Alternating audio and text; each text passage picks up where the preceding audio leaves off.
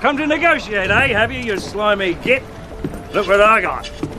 I got a jar of dirt, I got a jar of dirt, and guess what's inside it? The film opens on the wedding day of Will and Elizabeth in Port Royal, but the celebration is abruptly halted by Lord Cutler Beckett, the leader of the East India Trading Company, who arrived to arrest both the bride and groom for facilitating the escape of the notorious Captain Jack Sparrow from his scheduled execution, which is deemed a treasonous offense against the monarchy.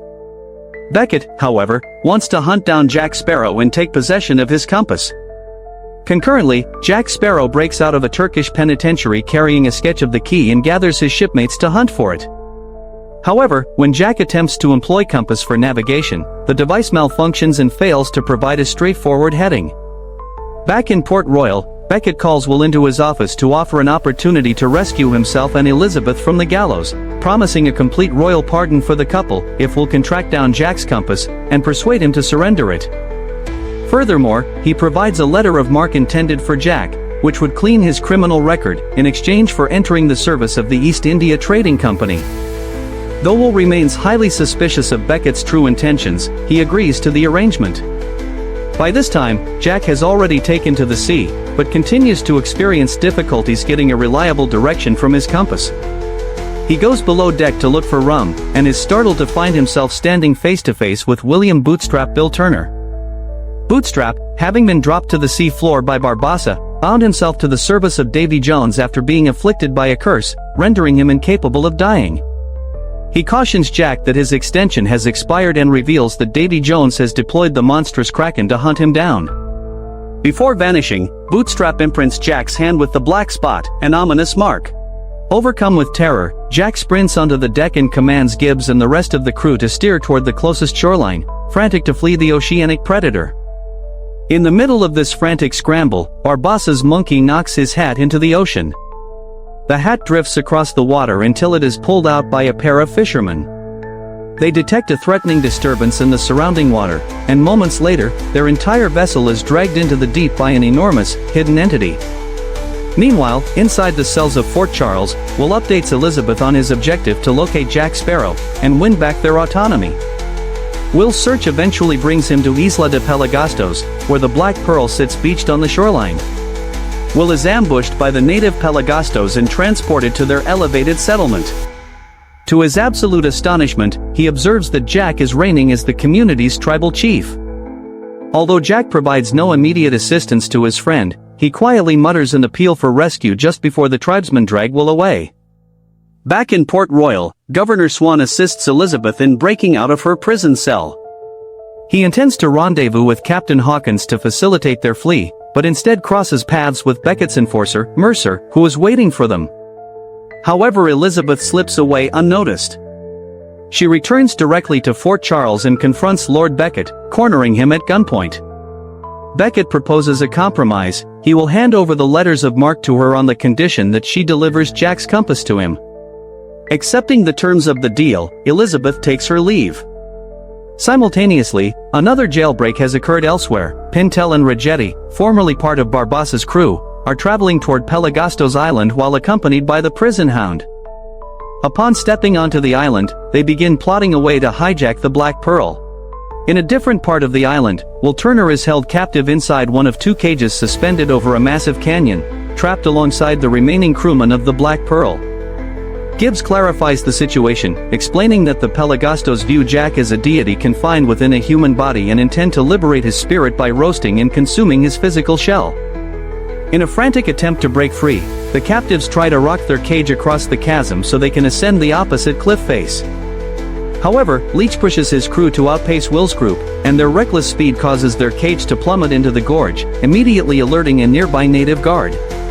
This chaotic distraction inadvertently buys Jack some precious time, just as the Pelagostos are setting up to roast him alive. Jack capitalizes on the diversion and breaks away.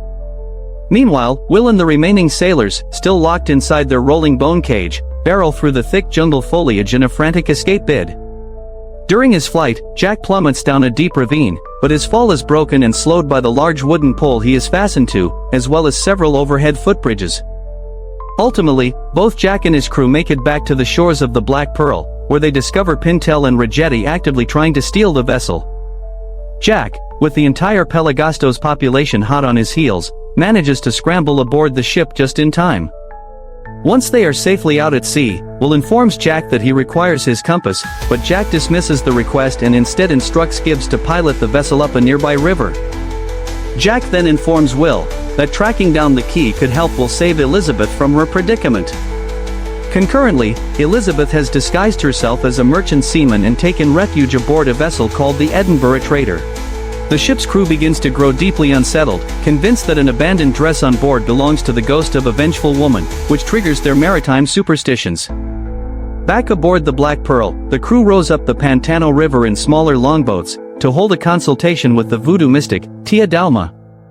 Upon their arrival, Tia Dalma instinctively feels that Will is brushed by a unique fate. She retells the legend of Davy Jones to the assembly, sharing that he was once consumed by a powerful love, but in a desperate move to shield himself from emotional devastation, he removed his own heart and locked it inside a secure box. Tia Dalma also informs Jack that Jones maintains the chest's key on his person at all moments.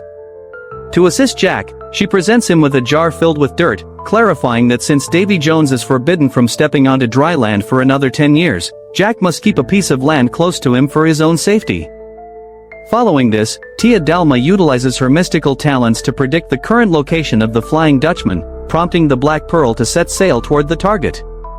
While Turner steps forward to infiltrate what he assumes is the Flying Dutchman to barter for Jack's soul. He searches through a ruined shipwreckage, only for the authentic Flying Dutchman to burst out from the ocean depths directly before his eyes. Will is quickly cornered by Jones's crew. He is struck into unconsciousness, and lined up alongside the other living remnants of the shipwreck. Davy Jones makes his appearance and delivers a bleak ultimatum: any individual who chooses to serve as a deckhand on his ship over confronting final judgment in the afterlife is welcome to join. One sailor rejects the terms and is promptly executed, while the remaining survivors fearfully submit to the contract. When Jones realizes that Will is neither a corpse nor facing imminent death, he demands an explanation for his presence. Will asserts that Jack Sparrow dispatched him to collect on a debt. Jones then employs his supernatural gifts to materialize instantly onto the deck of the Black Pearl, bringing his crew along to confront Jack face to face. In a tense piece of bargaining, Jack is granted a window of 3 days to round up 100 souls to labor aboard the Dutchman, with Will kept as the preliminary installment. Jones extracts the black spot from Jack's palm, and Jack immediately steers a course for Tortuga to round up the necessary number of crewmen. Elizabeth is also traveling toward Tortuga. She convinces the sailors that a phantom spirit wants them to travel to Tortuga by painting the island's name in oil across the deck and igniting it to grab their attention.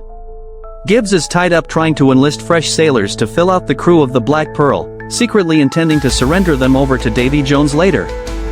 One of the applicants turns out to be the fallen former Commodore, James Norrington. After forfeiting his high-ranking naval post by recklessly pursuing Jack and the Black Pearl directly into a devastating hurricane, Norrington has degenerated into a mere ghost of his past self. Norrington instigates a massive tavern brawl by pulling a weapon on Jack, and Elizabeth quickly dives into the scuffle. As Jack and his shipmates quietly slip away from the chaos, Elizabeth knocks Norrington out cold before he can inflict further damage, leaving him dumped in a local pigsty. Concurrently, aboard the Flying Dutchman, Jimmy Legs commands the elder Turner to fasten the ship's mast rigging. Both Will and Bootstrap collaborate on the chore. When Bootstrap suddenly realizes he is looking at his son, he drops his grip on the ropes, causing a massive cannon to slam violently onto the deck. Jimmy Legs readies himself to discipline Will with a brutal lashing for the error, but Bootstrap steps forward, determined to receive the whipping in place of his son. Davy Jones emerges, and questions this rare display of tenderness, which prompts Bootstrap to announce to the gathered crew and to Will that he is the young man's biological father. In a sadistic turn of events, Jones laughs and commands Bootstrap to administer the lashing to his own flesh and blood. Though he initially resists, Bootstrap is forced to comply, striking his own with the whip. Bootstrap later stresses to Will that his intervention was motivated by mercy, as his own strikes were far more gentle than the brutal beating Jimmy Legs would have delivered. As father and son walk the decks together, Bootstrap describes the corrupting nature of the vessel, noting that you slowly lose your humanity bit by bit until you transform entirely into a monster. He adds that once an oath is sworn to the Dutchman, there is no escaping the ship until the debt is fully settled. Meanwhile, Jack Sparrow is confronted by Elizabeth, who demands to join his crew so she can track down her fiancé. Jack reveals that Will has been pressed into service aboard Davy Jones's Dutchman. He explains to Elizabeth that Will can still be saved if they manage to locate the dead man's chest. He demonstrates that his unique compass doesn't point toward magnetic north, but instead steers directly toward whatever item the holder desires most in the world, handing it over to Elizabeth. Since her absolute highest priority is saving Will by tracking down the dead man's chest, the compass needle shifts to provide a definitive direction, finally giving Jack a clear destination to pursue. Back in Port Royal, Lord Beckett holds a meeting with a heavily chained Governor Swann, informing him that Elizabeth has been sighted operating alongside Jack Sparrow and other wanted outlaws. Beckett cleverly coerces the desperate father into relinquishing his administrative authority to him, utilizing Elizabeth's personal safety as absolute leverage. On the decks of the Flying Dutchman, Bootstrap explains the rules of a game called Liar's Dice to his son, noting that the stakes wagered are years of forced labor to Davy Jones. Will boldly challenges the captain himself to the game. Jones arrives and accepts the match. Will puts up his soul and an eternity of servitude on the line, demanding a chance to play for the key to the dead man's chest in return. Jones accepts the high stakes and shows the key to the entire assembly. The pair rolls the dice, and Bootstrap joins the round to match his son's wager. As the three play out the match, the Turners ultimately lose, and the crew of the Dutchman walks away laughing. Will, however, states that the entire gamble was designed purely to force Jones to reveal the exact physical location of the key. Later that night, while several crewmen sleep, Bootstrap takes over steering duty at the helm while Will creeps into the captain's quarters. While Davy is fast asleep, Will successfully snatches the key. Meeting on the deck, Bootstrap hands his son some essential travel provisions, asks for his forgiveness, and urges him to flee. The following morning, Jack Sparrow sails onward with his crew while Elizabeth breaks down the situation involving Beckett. Jack suspects that Beckett wants to acquire the dead man's chest to seize total dominion over the oceans. Norrington soon approaches Elizabeth and reveals that Jack is the direct reason Will is currently trapped aboard the Flying Dutchman. Meanwhile, Will has successfully managed to board the Edinburgh trader. The merchant crew quickly identifies a pirate vessel lurking nearby, raising frantic alarms across the ship. At the same moment, Davy Jones becomes fully aware that Jack is actively hunting his heart. He catches up to Will's location and unleashes the Kraken. Will watches in sheer terror as the colossal ocean predator launches its assault. As the devastation escalates, the true, horrifying scale of the beast becomes undeniable, and it eventually snaps the merchant ship completely in half. Amidst the slaughter of the crew, Will dives into the sea. The Flying Dutchman soon materializes, and Jones's crew reports back that Will is not among the dead or the surviving crewmen, who are swiftly executed. Back aboard the Black Pearl, Jack and Elizabeth share some playful banter. Jack suggests that she is far more similar to him than she cares to admit, but Elizabeth fires back, telling Jack that he will very soon receive an opportunity to prove his true character. As they close in on an island, Jack, Norrington, and Elizabeth take a small rowboat to the beach, using Jack's compass to guide their footsteps. They identify the correct location. Meanwhile, Davy Jones, who is legally barred from setting foot on dry land for another decade, dispatches his crew to recover the chest as his ship submerges beneath the waves toward the shoreline. Jack, Norrington, and Elizabeth dig deep into the sand until they uncover the dead man's chest.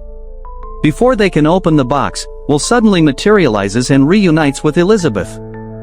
Will sarcastically thanks Jack for marooning him with Davy Jones, noting that it unexpectedly allowed him to find his father. Just as Will steps forward to unlock the chest using the stolen key, Jack draws his blade against him, maintaining that they require Jones to stay alive to prevent the Kraken from hunting them down. A highly volatile standoff develops, with all three men drawing their swords simultaneously. A chaotic, three-way sword fight erupts across the island, with each individual fueled by an entirely different personal motive. While the trio is completely preoccupied with their duel, Ragetti and Pintel sneak in and steal the chest. Amidst the total madness, Jack manages to break away from Will and Norrington's blades.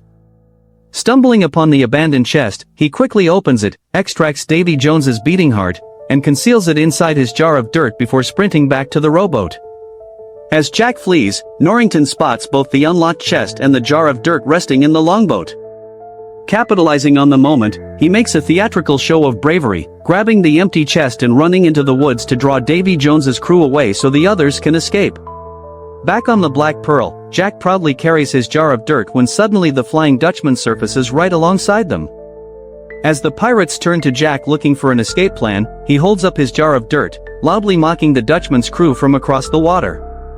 Entirely unfazed, Davy Jones commands his cannons to open fire. The crew of the Black Pearl moves quickly to turn the ship and flee, but the Dutchman's artillery rains down absolute chaos. Davy orders his crew to fire the specialized triple guns, which inflict massive structural damage to the Pearl. The pirates scramble to escape and manage to open up some safe distance between the two vessels. Once they are safely out of cannon range, the crew aboard the Pearl celebrates their brief survival. However, Will approaches Jack ready to stand and fight. Jack, hoping to settle things through leverage instead, clumsily drops his jar of dirt onto the deck. When he inspects the spilled soil, he realizes to his horror that the heart is completely missing. Davy Jones, absolutely furious that Jack managed to slip away from his grasp, summons the Kraken. Hysteria quickly spreads across the Black Pearl as the sailors rush around preparing for an assault. The Kraken's massive tentacles rise out of the sea once more, wrapping tightly around the hull of the Pearl. The crew freezes in fear until Will screams for them to open fire. They manage to inflict some real damage, forcing the Kraken to temporarily back off, but the ship is heavily crippled and they know they must prepare for another round. Working with extremely limited supplies, Will designs a trap utilizing the remaining 6 barrels of gunpowder left on board. The pirates are forced to pour their personal rum supplies into the explosives.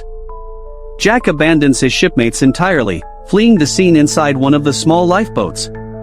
Elizabeth is absolutely furious, openly calling him a coward for deserting them in their final hour, while the crew readies themselves for the monster's return. The Kraken launches its next assault, and it is visibly far more aggressive this time around. Jack, suddenly feeling conflicted out on the open water, stares down at his compass to decide whether he should row back and assist his crew. As the monster tears through the deck and slaughters sailor after sailor, Will screams at the Kraken to target him so he can detonate the gunpowder trap, but he becomes dangerously tangled in the lines. Elizabeth rushes forward to fire the weapon but is seized by one of the beast's tentacles, though she is simultaneously saved as the battle rages on. Jack suddenly makes a dramatic return, with Will managing to break free from his bindings. Jack fires a precise marksman shot directly into the gunpowder barrels, severely wounding the creature and forcing it to temporarily retreat. However, the crew recognizes that they cannot survive another wave, and Jack reluctantly barks out the order to completely abandon ship. Realizing that the Kraken is explicitly hunting Jack and will not stop pursuing them, Elizabeth takes drastic action. She kisses Jack with intense passion. As she does so, Will witnesses the embrace. Capitalizing on the distraction, Elizabeth slides a pair of chains around Jack, securing him firmly to the mainmast while the remaining crew slips away safely.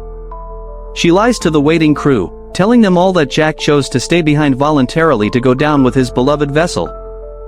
As the lifeboat rows away into the distance, Jack manages to lubricate his wrists and snap free from the chains just as the massive Kraken completely encircles the Black Pearl. In his final seconds, Jack stares down the maw of the beast head-on with a confident smirk. He unsheathes his sword, before charging directly into the creature's mouth as it obliterates the Black Pearl, and drags it down into the dark depths of the ocean. Davy Jones watches the destruction unfold from afar, declaring that Jack's ancient debt has finally been paid in full. He demands his chest be brought to him, and discovers that his heart has been extracted. Meanwhile, Norrington is rescued by vessels belonging to the East India Trading Company, and makes his way back to Port Royal. Norrington offers up the living heart of Davy Jones. The surviving crew of the Pearl eventually makes their way back to Tia Delma's river shack, where they raise a glass to honor Jack's memory. Will vows that if there was any possible way to bring Jack back to life, he would execute it without hesitation. Before he can finish his thought, Tia Delma cuts in, asking the grieving group exactly how far they would be prepared to venture to retrieve Jack from the dead. Will, Elizabeth, and the remaining sailors all unanimously agree to travel to the literal world's end to rescue their fallen captain. A delighted Tia Delma then announces that they will require a skilled captain who is deeply familiar with those treacherous waters. As heavy footsteps echo into the room, The crew turns around to witness none other than Captain Hector Barbassa, and that is how the movie ends.